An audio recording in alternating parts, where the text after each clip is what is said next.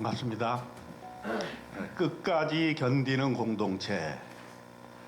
올해 2021년 소띠의 해 우리 교회 표어입니다. 여러분은 얼마나 요즘 일상이 힘드십니까?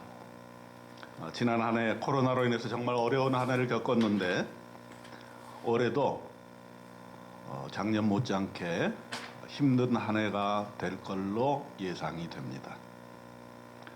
왜냐하면 작년의 어려움들이 올해 더 가중이 될 것이기 때문입니다. 기업들은 누적된 적자가 한계를 넘어서 더 이상 버틸 방법을 찾지 못하는 경우, 특별히 자영업자들이 참으로 어려워서 평범한 시민들이 나가서 데모도 하고 있습니다. 또 20년 만에 한파가 몰아쳐가지고 추운 겨울을 더 춥게 만듭니다. 가정마다 보일러가 얼어 터지고 교회도 수도가 터져서 물이 축축 새고 그렇습니다. 이 한파를 잘 겪어내야 되겠습니다. 그리스도인에게도 한파가 있습니다. 우리는 신앙생활을 어느 정도 하다 보면 내가 예수를 믿는다고 해서 고난이 피해갈 거다 이렇게 생각하시는 분은 없을 거예요. 물론 저는 이 교회 담임 목사로서 여러분들이 고난을 당하지 않으면 좋겠어요. 어려움을 당하지 않으면 좋겠어요.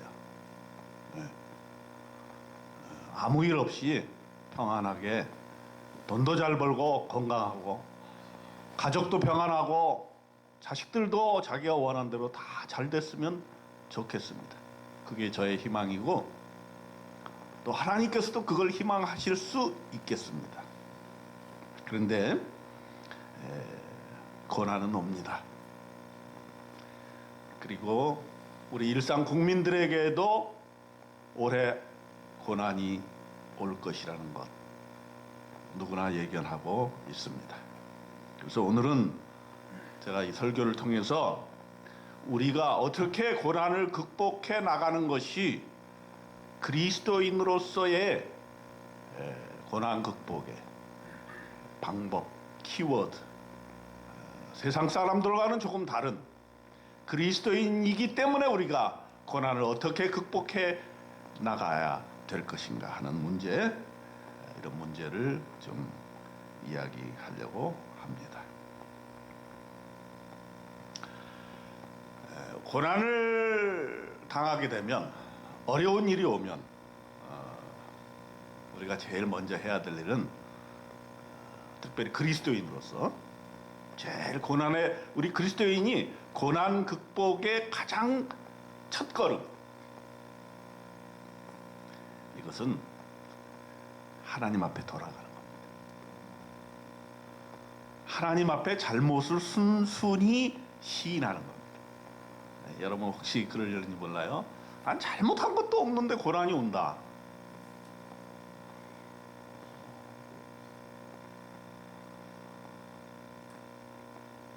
물론 그럴 수 있습니다. 그러나 그리스도인이라면 나는 아무 잘못이 없다고 생각이 들어도 주님 앞에 가야 되는 거예요. 상대방이 잘못했고 나는 절대 잘못한 게 없다고 생각해도 주님 앞에 가야 되는 거예요.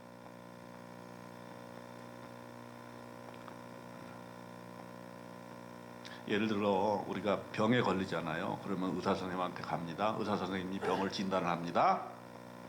병을 진단하면 명의가 뭐냐? 병의 원인을 빨리 파악해내는 사람이 명의예요. 그죠? 근데 대부분은 병의 원인을 몰라. 사실은. 뭐 증상은 있는데 병의 원인을 몰라. 뭐 괜찮다고 그래. 그리고 이거는 신경성이라 그래. 우리 의사 선생님들이 가장 잘 얘기하는 건 뭡니까? 그 병의 원인은 신경성이다. 신경 쓰지 말라. 그게 됩니까? 안 되죠. 요즘은 AI 시대잖아요. AI 시대.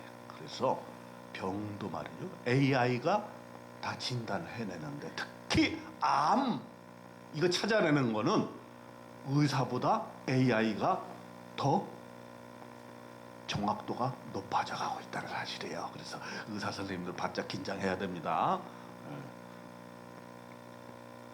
미래 시대에 없어질 직종 여러 가지가 있는데 그 중에 하나 의사 들어갑니다. 여러분들 자녀들 의사 되라고 맨날 그러는데 그거 여러분 미래를 내다볼 줄 알아야 돼요. 네가 하고 싶은 거 해라. 이게 제일 편해. 네가 원하는 거 해라. 너가 좋아하는 거 해라. 네가 행복한 거 해라. 이래야 되는 거야. 우리나라 국민들, 특히 부모님들의 이 태도가 바뀌어야 돼. 누구도 우리 자녀의 행복을 책임져 줄 수 없습니다. 부모가. 그리고 누구도 자녀들 세대보다 더 잘한다고 생각할 그런 부모는 앞으로 쉽지 않아요. 자녀들이 더 잘 알아, 세상. 그렇기 때문에 이런 길을 가라, 저런 길을 가라 이렇게 얘기하는 거요. 그거 아주 고리타분한 옛적 시대에나 그렇게 했어. 지금은 그러면 안 돼. 네가 좋아하는 거, 네가 행복한 거, 그걸 해라. 얼마나 멋져요. 근데 그게 사실이겠어요.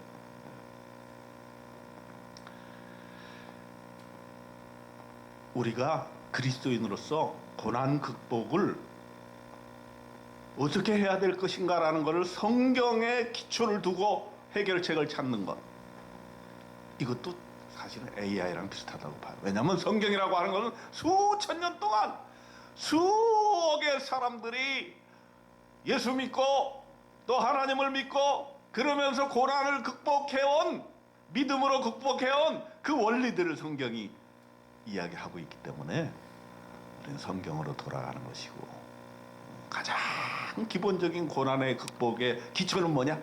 하나님께 돌아가는 거다. 그렇기 때문에 고난의 극복이 나 개인에게 있는 경우, 내게 잘못이 있다면 빨리 회개하고 주님 앞으로 돌아오는 것이 상책인 것입니다. 그래서 우리 그리스도인들은 매일 회개를 하는 거예요. 매 시간. 요새 성인지 감수성이라는 게 있어요. 요새 직장에서, 사회에서 생활하면서 함부로 얘기하거나 함부로 타치하거나 함부로 이성을 대하면 성인지 감수성이 안 좋으면요, 성희롱, 성추행에 걸려들게 돼요. 사진도 잘못 찍으면 안 돼. 어떤 남자가 여자가 지나가는데 버스에 탔는데 그거를 사진을 찍었어. 여자가 고소를 했어. 1심, 2심에서 무죄가 됐어. 대법원에서는 유죄가 됐어. 성추행이다. 왜? 사진을 찍었는데 그 여성의 몸매가 그대로 드러나고 그 여성이 기분이 나빴다는 거. 왜 나 사진을 찍냐? 너는 내가 사랑하는 애인도 아닌데. 예전에는 있을 수 없는 이야기들이 지금은 그게 성추행이 되는 거야. 그러니까 시대가 어떻게 변해가는가를 알아야 되는 거예요. 우리 그리스도인들은 뭐냐? 죄인지 감수성이 높은 사람들이에요. 일반 사람들이 보면 죄로 느끼지 않는 것도 죄를 느끼는 거야. 내가 너무 잘못한 거야. 뭐야? 이 추운 날씨에 따뜻한 곳에 지낼 수 없는 사람을 보면 죄의식을 느끼는 거야. 나만 이렇게 따뜻하게 있어도 되는가?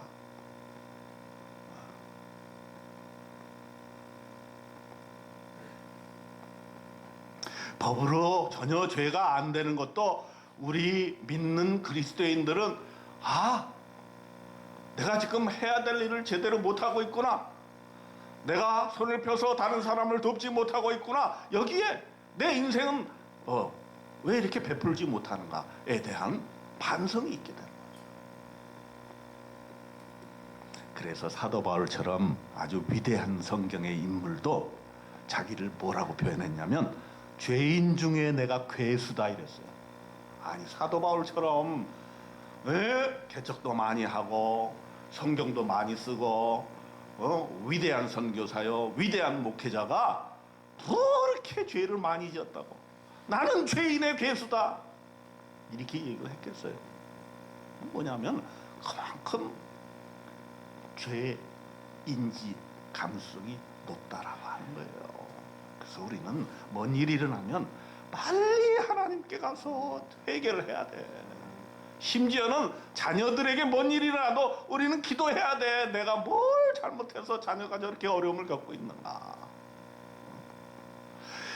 성도가 무슨 일이 일어나면 그 목회자는 자기가 지닌 잘못도 아닌데 무릎을 꿇고 하나님 앞에 기도를 해야 되는 것이 그게 진정한 목회자가 아니겠습니까? 그건 내 잘못이 아니니까 아이고 성도가 왜 주책 없이 그런 일을 저질렀어 이게 아니라 내가 잘못 가르쳐서 그렇구나 내가 기도가 적어서 그렇구나 이렇게 생각해야 돼. 자녀가 뭐가 잘못됐어 내가 잘못 가르쳐서 그렇게 됐구나 내가 어떻게 이 애를 위해서 기도를 게을리 했기 때문에 이렇게 됐을까 이렇게 생각해야 그거는 믿는 부모로서의 정확한 자세인 것이죠. 근데요 제가 이렇게 해보니까 어떤 어려움이 왔을 때 주님 앞으로 돌아오면 문제 해결됩니다. 아무래도 제가 목회자다 보니까 여러분들보다는 더 많은 사람들 이렇게 보잖아요. 예수를 믿는 사람이거나 안 믿는 사람이건 우리 교회 다니는 사람이거나 다른 교회 다니는 사람이건 이렇게 보면은 뭔 일이 일어났을 때 주님 앞에 빨리 돌아오는 사람은 빨리 해결이 되더라고. 그런데 이 핑계 저 핑계 대고 주님 앞에 돌아오는 거를 게을리 하는 사람은 오래 가더라고. 그게 오래 가더라고. 답답해. 좀 얘기 귀뜸을 해줘도 귀뚱으로도 안 들어. 자기 잘못이 없다는 거야. 상대방의 잘못이라는 거야.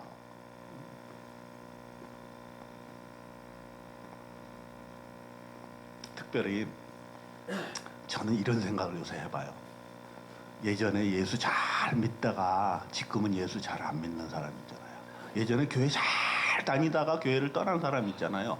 이런 사람들에게 어려움이 왔을 때는 이건 주님이 보내는 신호다. 저는 그렇게 생각이 들거든요. 야, 그 기회를 이 사람이 잘 받아들여서 이건 주님의 음성이고 주님이 나에게 고난을 주시는 것이고 이 고난은 나에게 축복을 주려는 주님의 신호다라고 느끼고 주님께 빨리 돌아가고 다시 교회 돌아가고 신앙을 회복하고 이렇게 되면 금방 그 문제가 해결될 것 같다는 생각이 저는 들어요. 저는 뭐 하나님은 아니지만 그런 생각이 들어. 근데 그건 믿는 사람도 마찬가지야. 믿는 사람이 우리가 생각할 때 저도 그런 생각이 가끔 들 때가 있는데 교회 안 다니고 안 믿는 사람은 저렇게 고난 당해도 잘 회복이 되고 잘 되는데 왜 교회 다니는 사람 믿는 사람이 이렇게 고난이 문제가 해결이 안 될까? 왜 내 문제는 해결이 안 될까? 이렇게 생각할 때가 많은데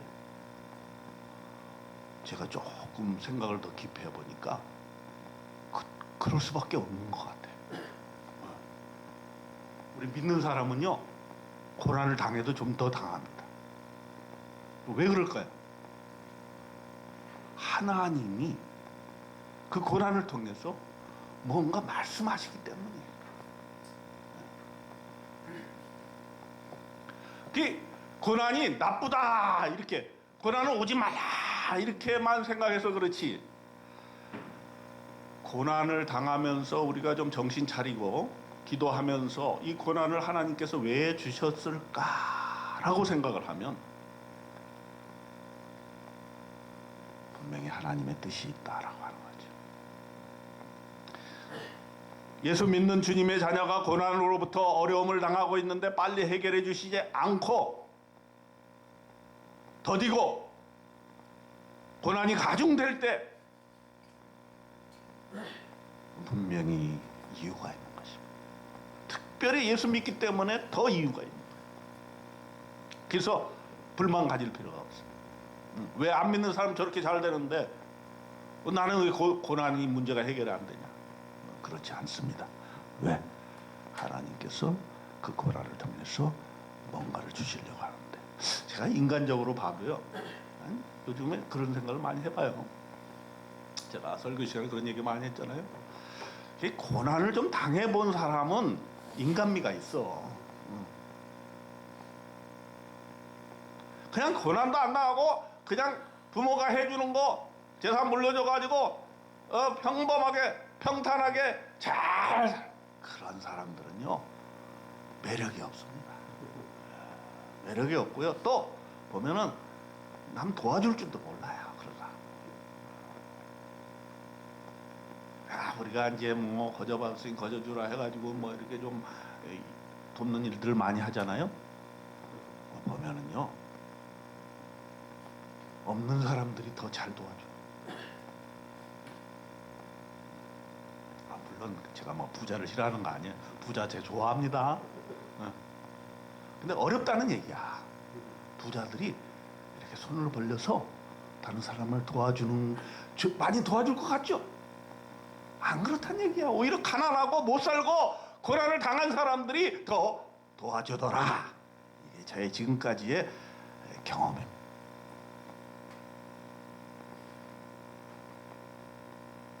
왜 그럴까 생각을 해봤더니 돈을 모으는 사람들은 어떻게든 모아야 되기 때문에 쓸 수가 없는 거예요.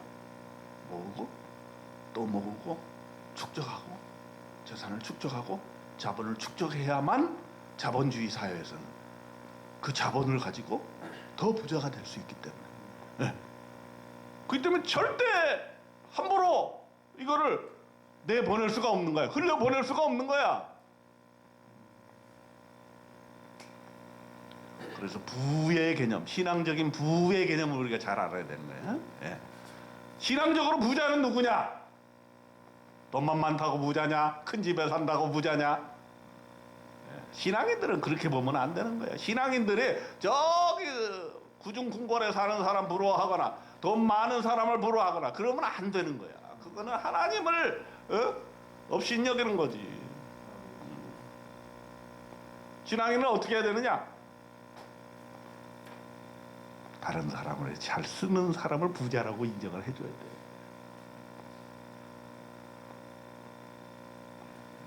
다른 사람에게 베푸는, 가난한 사람을 생각하고 그들을 돕는 사람들, 그런 사람들이 부자다. 또 그런 교회가 큰 교회 이렇게 해야 되는 거야. 그러면 우리는 큰 교회입니까? 작은 교회입니까? 그거 어떤 목사님이 저한테 카톡을 보내왔더라고요. 작지만 큰 교회입니다. 그래서 이거 응원이 되고 말이야. 기분이 좋더라고. 이거 알아주는 사람 딱 한 사람 있구나. 목사님 중에서. 그것도 큰 교회 목사님이 그러시더라고. 우리는 좀 그런 자부심은 좀 있어야지. 뭐 있는 건 별로 없지만 우리 인생도 그렇게 살아야 돼. 있는 거 별로 없지만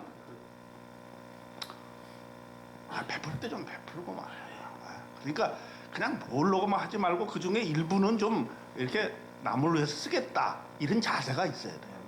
그리고 제가 보니까 이 성경 말씀이 절대 틀리지 않아요. 베푸는 자가 번영한다 그랬잖아요. 제가 몇 번 설교했죠. 이 말이요, 베푸는 것을 통해서 우리가 부유해지는 거예요. 물론 물질적으로도 부유해지지만 그 인생이 풍요로워지는 거예요. 그런 사람은요, 돈의 힘을 이겨낼 수 있는 그 역량이 생기는 거야. 자본주의 사회에서는 전부 돈에 혈안이 돼 있잖아. 이렇게 그냥 돈 놀어 돈 그러잖아요. 근데 우리도 돈이 필요한 건 알지만, 그리스도인이 돈도 벌어야 되지만, 그리스도인들이 부자가 돼야 되지만, 그리스도인들이 사업을 하면은 크게 한번 성공을 해야 되겠지만, 그럼에도 불구하고 우리가 항상 마음속에 가지고 있는 것은 뭐냐? 돈이 다가 아니라는 걸 가지고 있어야지. 네? 그리고 성경에서 계속해서 경고하는 걸 들어야지. 돈을 사랑함이 일만의 뿌리가 된다. 때문에 절제를 해요. 절제. 욕심을 갖지 말고 적당하게 쓰고 적당하게 베풀 줄 아는 그런 신앙인이 멋진 신앙인이죠. 이번 희망 프로젝트 이렇게 보니까 우리가 왜 봉사를 이거를 했느냐. 그냥 뭐 기업들이 좀 도와준다 그러면 그냥 그 몽창 n분의 1 쪼개서 그냥 다 나눠주면 좋잖아요. 그럼 1인당 보조받는 것도 많고.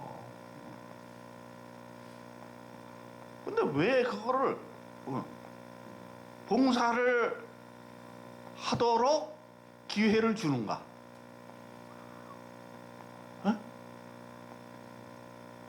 이건 저의 철학인데 뭐냐면 우리가 받기만 해서는 문제 해결이 안 된다는 거예요.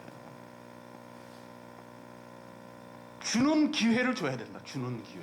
그럼으로써 줌으로써 자기의 인생의 문제도 해결이 되고 움켜쥐는 사람이 베풀어주는 사람이 됨으로써 그의 인생이 완벽하게 주는 인생으로 변화될 때 자기가 가지고 있는 어떤 어려움이나 문제도 해결될 수 있는 실마리가 된다. 완전히 해결되는 건 아니야 사실. 아니 무슨 봉사 좀 했다고 자기 인생이 막 확 달라지겠어요. 갑자기 돈이 막 하늘에서 떨어지겠어요. 그렇지 않아요. 그런데 겉으로 보면 아무 변화가 없어도 그렇게 다른 사람에게 베푸는 훈련을 하면 할수록 우리의 인생이 풍요로워지고 우리의 인생의 가치가 어디에 우리 인생의 가치를 둬야 되고 인생의 목적을 어디에 둬야 되느냐 이거를 발견하게 된다는 것이죠. 그래서 우리가 고난 극복 올 한 해 이 코로나 고난을 이겨내기 위해서 또 자기 개인에게 닥쳐오는 어려움을 이겨내기 위해서 제일 먼저 해야 될 일은 주님께 돌아가자. 아주 쉬워요. 그러나 아무도 쉽게 할 수 없는 가장 어려운 것 중에 하나. 여러분과 저는 뭔 일 생기면 주님께 빨리 돌아갑시다. 그리고 그냥 무릎 꿇고 항복해. 항복. 그냥 주님하고 싸워봤자 우리가 이길 수 있겠어요. 100점 100패입니다. 그러니까 무조건 주님 앞에 가서 매달리고 주님 앞에 가서 용서를 빌고 주님 앞에 가서 잘못을 시인하기 바랍니다. 내 마음속에는 아직 이해가 안 돼. 나는 잘못한 게 없다. 이런 게 있더라도 그냥 무조건 가. 그냥 제 말 들으라니까. 그냥 저는 그냥 제 말 들어주는 사람 제일 좋아한다 그랬잖아요. 그냥 주님 앞에 가서 무조건 잘못했다고 그래. 자기는 뭐 마음속에는 한 구석에는 아유 내가 뭘 잘못했어 저게 잘못했지 그러고 막 이런 생각이 들더라도 이제 그 꾹 누르고 주님 앞에 가라. 그러면은 1단계는 성공한 거예요. 1단계는. 그 다음에 두 번째 고난이 왔을 때 우리가 이제 기도도 하고 막 여러 가지 이제 뭐 시도를 하잖아요. 주님께 맡기고 잊어라. 이게 두 번째 단계입니다. 사실 우리는 고난을 당하는데 내가 어찌할 수 없는 고난이 있을 수가 있어요. 예를 들어서 코로나. 내가 그 문제 해결할 수 있어 없어? 아니 그 미국의 세계 초강대국의 미국 대통령도 어떻게 할 수가 없어.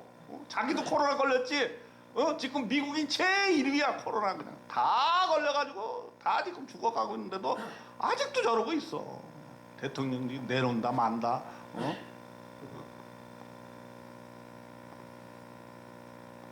물론 우리가 환경 오염 생각하지 않냐고 그냥 막 그냥 되게 오염하고 그 일조를 했어요. 우리도 막 일회용 많이 쓰고 일회용 쓰면서도 막 자책감이 들어. 근데 다 그거 지구를 파멸시키는 거야. 그게 다.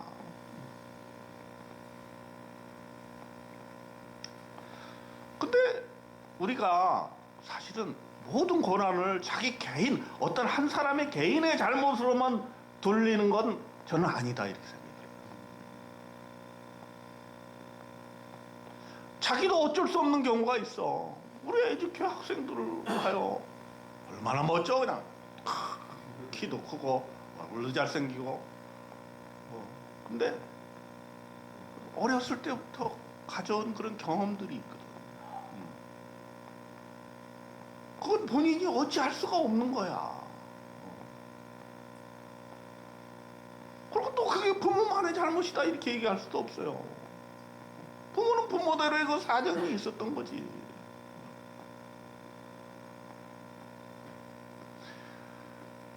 남한테 피해를 안 주고 착하게 살아왔고 또 심지어는 남도 도와가면서 살아왔는데 또 더 나아가서 내가 신앙을 뭐 완벽하지는 않지만 교회도 잘 다니고 주일 성수도 하고 온전한 11조도 드리고 전도도 꽤 했는데 나에게 고난이 일어나거든요. 안 일어날 수 없어요. 안 일어났다면 그건 인생이 아닌 거야. 믿는 자나 믿지 않는 자나 고난은 온다. 근데 핵심은 이거예요. 핵심, 제가 말을 해보는 핵심은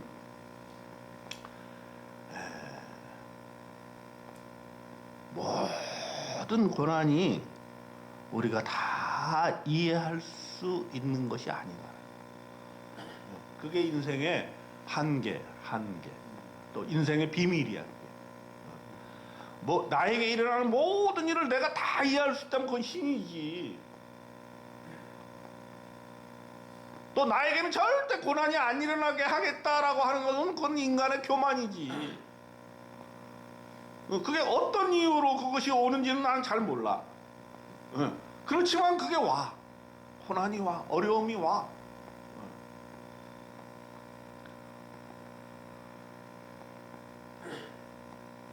그런데 그렇게 어려움이 막 가중되다 보니 참 이상한 게요. 이 어려움이라는 건 가중이 됐대다. 어떤 한 일이 일어나면 그 어려운 일이 나잖아? 그럼 그걸로 끝나야 되는데 그것 때문에 또 어려움이 겹쳐.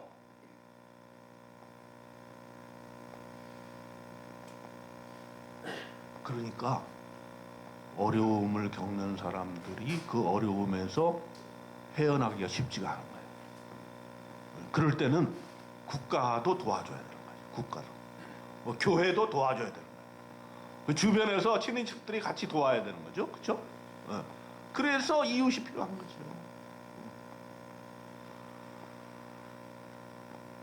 인생이 뭘 그렇게 잘못했다고 이같이 혹독한 어려움을 주시는가?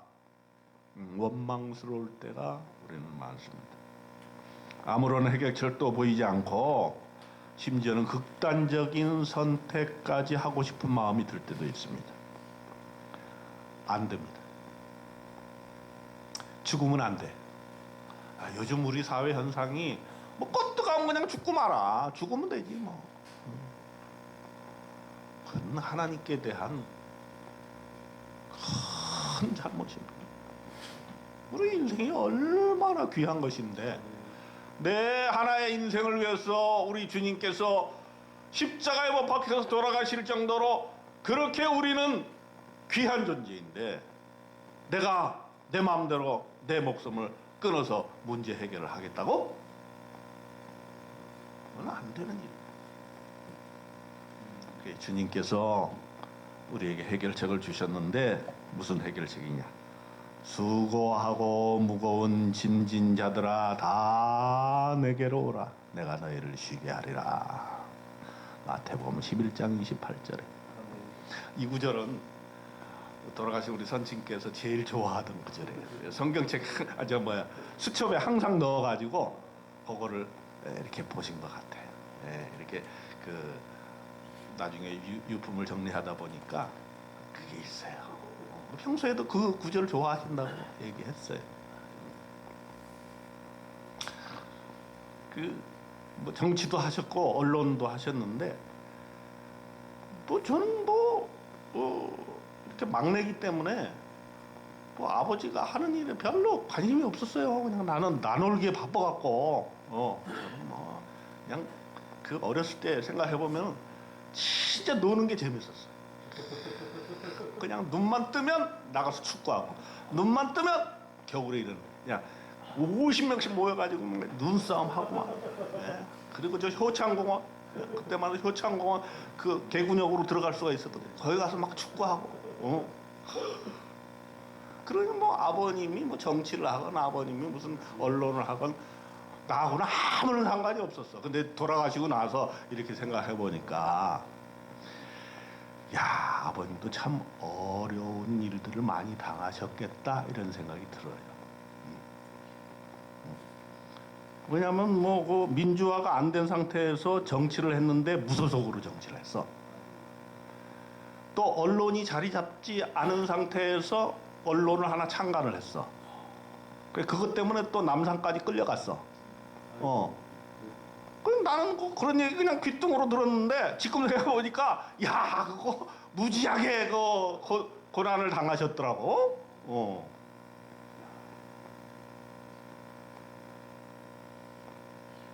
그러니까 60이 넘어서 이제 조금 이해가 되는 거야 아버지가. 그러니까 여러분들 중에 아버지가 잘 이해가 안 되는 사람 있으면 60이 좀 넘어봐. 그러면 좀 이해돼. 그리고 모든 자녀들에게 고함. 부모가 이해가 잘 안 돼. 부모가 왜 저럴까? 60 넘어보면 알아. 이 설교를 듣고 있는 자녀들이요. 아직은 부모를 이해 못해.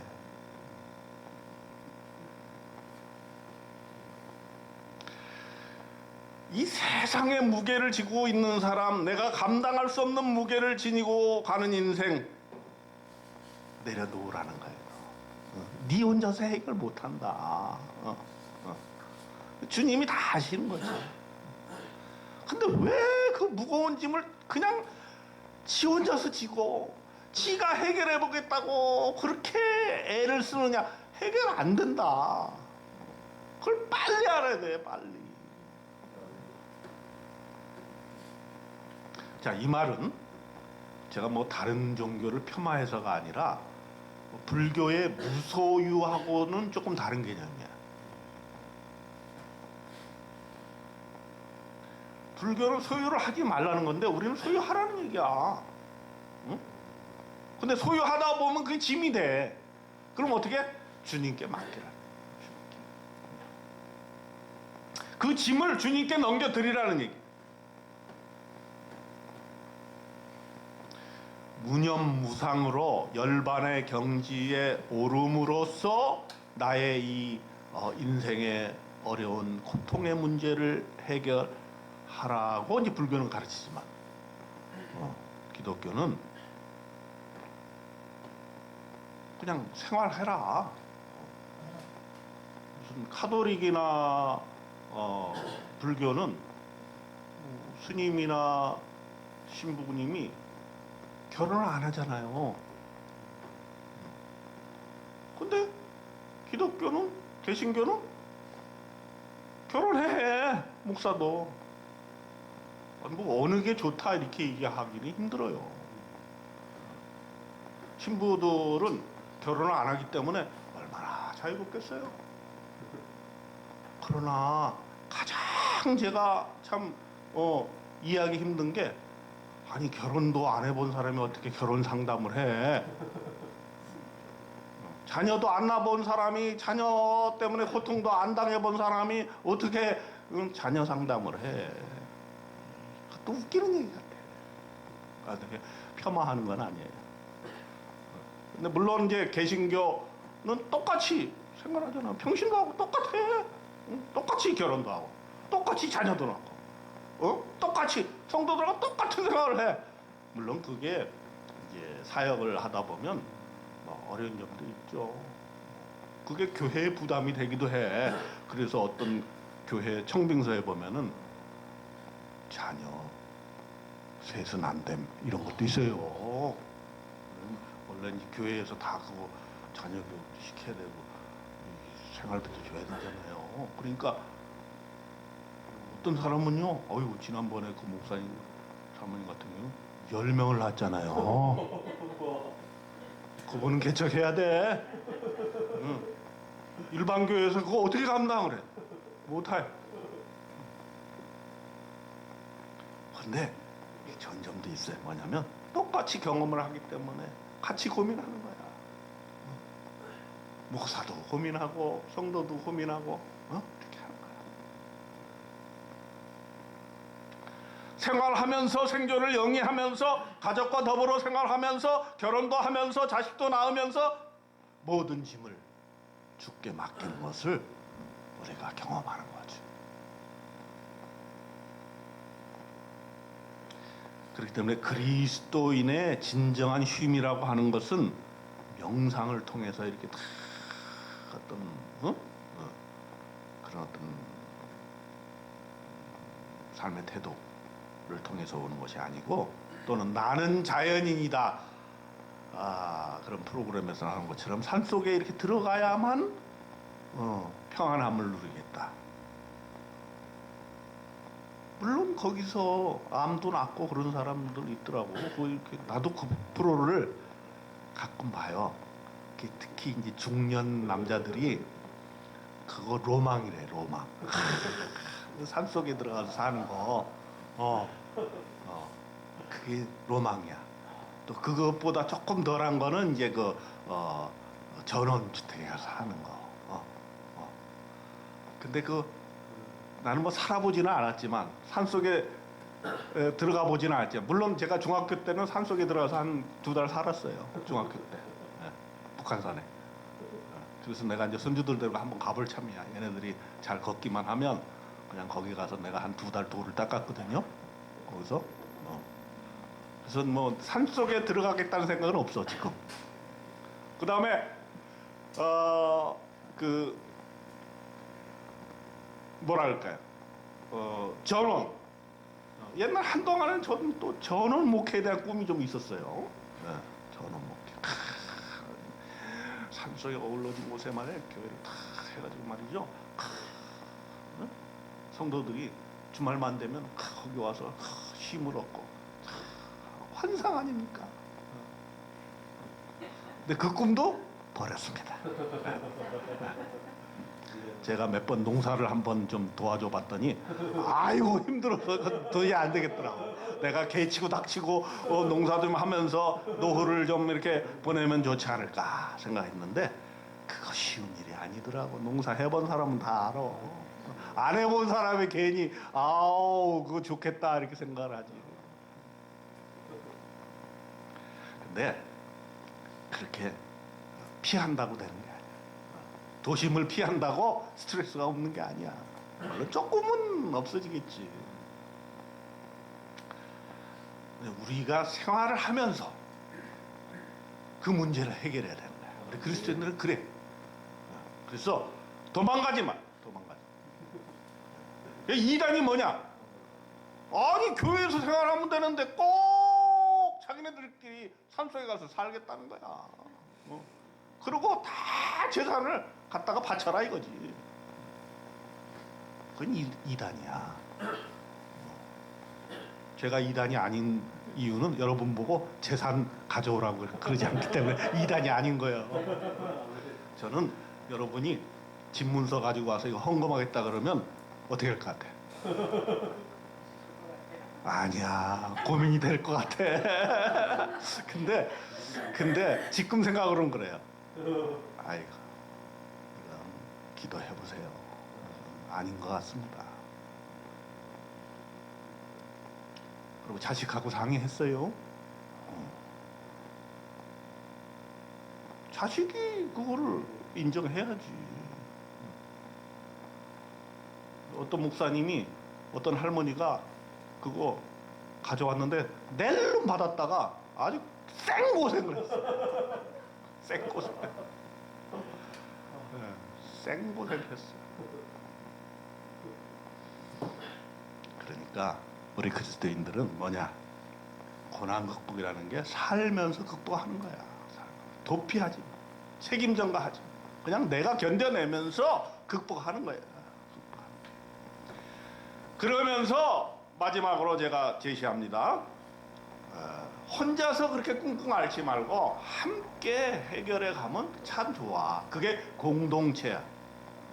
그래서 우리 교회는 끝까지 견디는 공동체가 되자라고 하는 올해의 표현은 뭐냐면 함께 그 어려움들을 극복해 나가자는 거예요.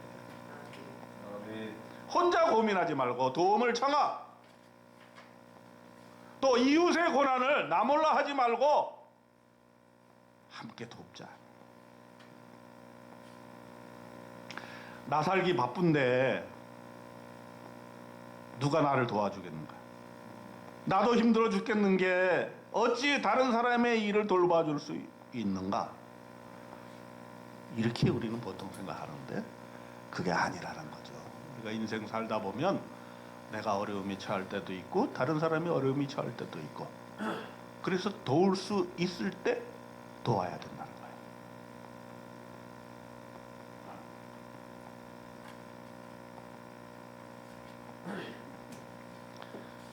그렇기 때문에 여러분, 우리 공동체의 특징이 뭡니까?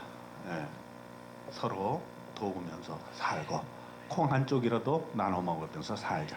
그게 콩 한 쪽이지만 거기에 엄청난 의미가 내포되어 있는 거예요. 아주 살기 너무 힘들어 죽겠다. 절대 죽지 마시고 입을 열어서 기도해달라고 도움을 요청하기 바랍니다. 입을 열어야 돼. 우리는 신이 아니야. 여러분의 마음속에 꿰뚫고 들어가가지고 지금 저 사람이 뭐가 어렵다. 물론 이제 사적인 개인의 사생활은 얘기하기 힘들죠. 가톨릭은 그런 점이 좋아요. 왜냐하면 고해성사를 하는데 그건 절대 신부가 밖에 얘기하면 안 돼. 근데 우리 개신교는 그런 건 없어. 목사한테 그거 하면 목사가 다 얘기할 수도 있어. 그러니까 하나님한테 얘기해. 대신 그냥 두리뭉실하게 기도해 주세요 이렇게 얘기하세요. 그러니까 조금 뭐 구체적으로 얘기해도 좋겠다 하면 구체적인 게 좋긴 좋아.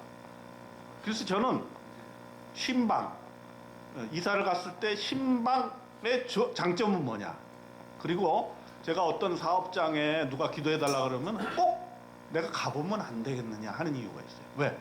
그거를 가서 보면 기도할 때 그게 그림처럼 딱 보인다 이런 말이에요. 그러니까 기도가 더 잘 나오는 거죠. 당연히 그냥 무심코 두리뭉술하게 이렇게 하는 것보다는 구체적으로. 그래서 저는 가끔 그런, 내가 전문가는 아니지만 신방했을 때 조언을 합니다. 여기는 좀 공기소통이 안 되는 것 같아요. 다음에 이사할 때는 좀 공기소통이 되고 남향으로 햇빛이 좀 들었으면 좋겠어요. 건강에 안 좋을 것 같습니다. 그 정도는 보통 사람도 다 할 수 있는 거 아니에요. 그래서 우리는 기도할 때, 또 기도의 제목을 부탁할 때, 중보해달라고 할 때 우리가 다 함께 합치면서 기도하는데 주의할 거는 그 사람의 기도 제목을 가지고 나만 불만 안 된다 이 말이야. 다 우리끼리만 알고 나만 알고 해야지. 그냥 보면은 막 그냥 기도 제목 뭐 해서 뭐 하면은 그거 다 또 얘기하는 사람이 있어. 안 되는 거지. 또한 나도 어렵지만 나보다 어려운 이웃을 도와야 하는 이유가 여기에 있는 거죠. 그게 바로 그리스도인의 정신인데, 나보다 더 어려운 이웃을 도움으로써 나의 고난의 극복의 의지가 살아난다는 거예요. 그게 바로 우리 희망 프로젝트가 노리는 바거든요. 우리가 살림살이 어렵지만, 누구나 다 어렵지만 어렵기 때문에 도우라는 거예요.